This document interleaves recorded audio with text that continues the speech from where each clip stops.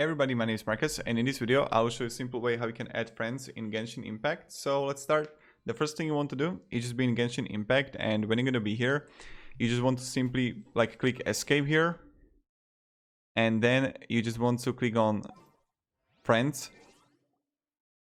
right here. To play with them you need to be 16 level, by the way.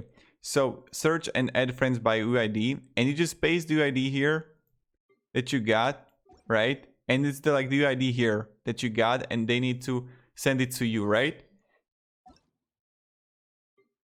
And you just send it to here. And this is pretty much it. So yeah, you just add here the friends and search, and you just find it. So when I go copy and I just paste it here, I can go like this.